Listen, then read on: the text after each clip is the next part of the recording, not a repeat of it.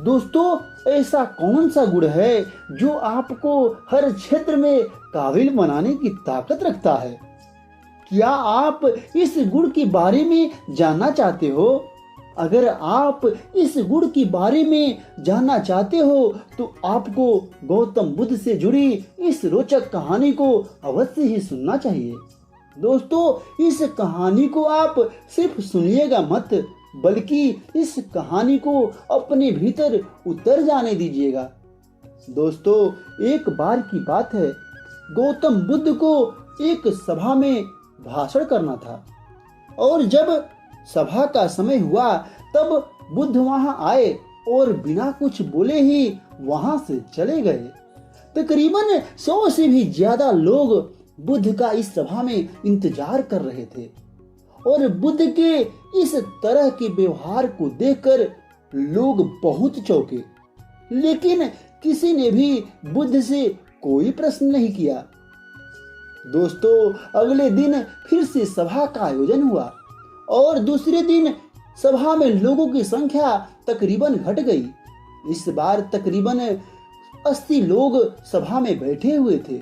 बुद्ध सभा में आए, लेकिन इस बार भी बुद्ध ने वही किया, यानी इस बार भी आए और बिना कुछ बोले ही वहां से चले गए। लोग दोबारा से चौंके। अगले दिन सभा का आयोजन फिर से किया गया, लेकिन इस बार सभा में लोगों की संख्या और घट गई। इस बार सभा में केवल 50 लोग ही आए हुए थे। बुद्ध सभा में फिर से आए और इधर उधर देखा और बिना कुछ बोले ही सभा से चले गए।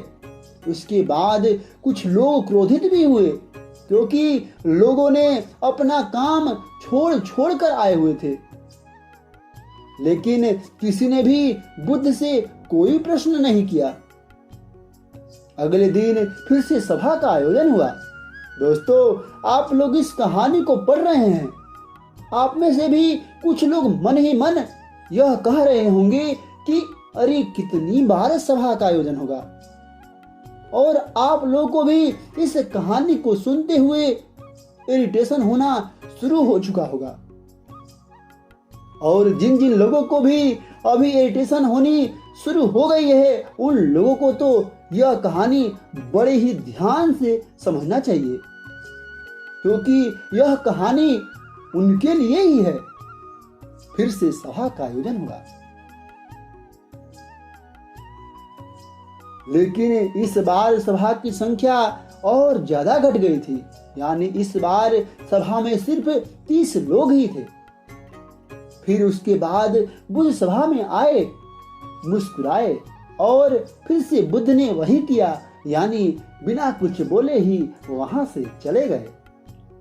इस बार भी लोग बहुत क्रोधित हुए और इस बार लोगों ने पीछे से कुछ कहा भी और बड़बड़ाया भी, लेकिन बुद्ध ने उनके किसी भी प्रश्न का उत्तर नहीं दिया।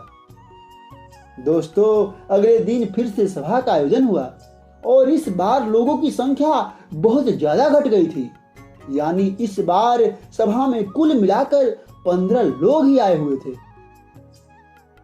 इस बार भी बुद्ध सभा में आए, लेकिन इस बार बुद्ध अपना आसन ग्रहण कर लेते हैं।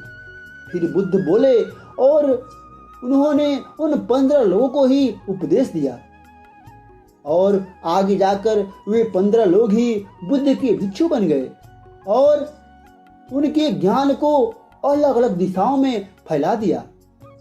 फिर एक दिन बुद्ध से किसी ने पूछा कि बुद्ध, आप कई दिनों तक बिना बोले ही सभा से क्यों चले जाते थे?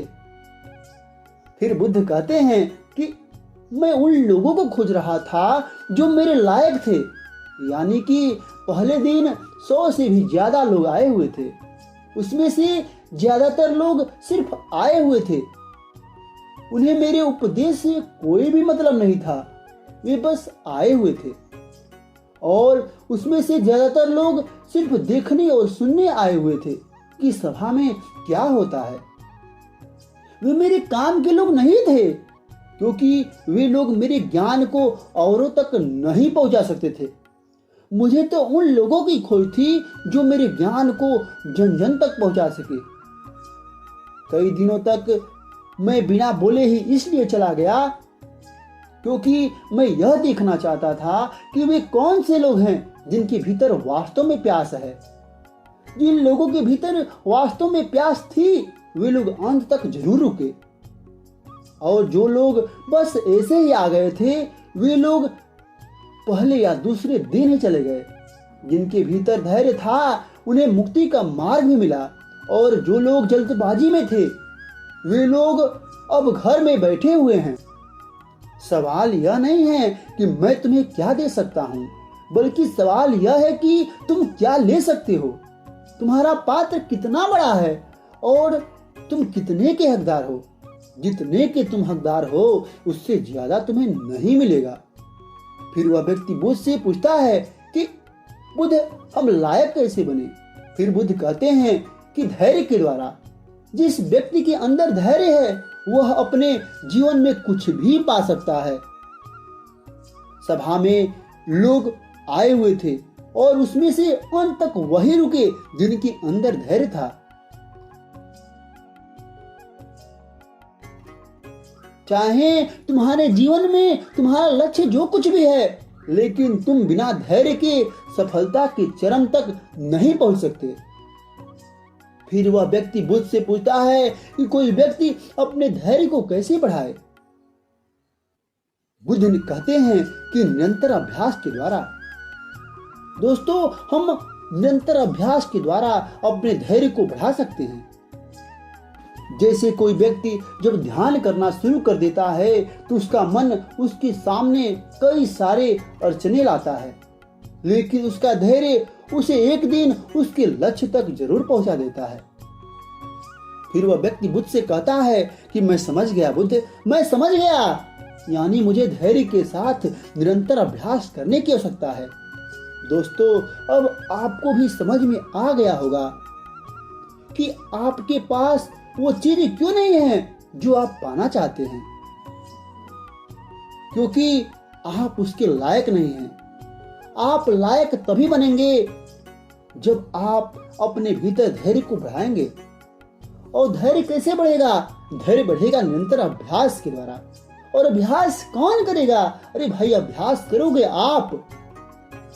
तो दोस्तों, आप लोग आज से ही धैर्य के द्वारा निरंतर अभ्यास करिए।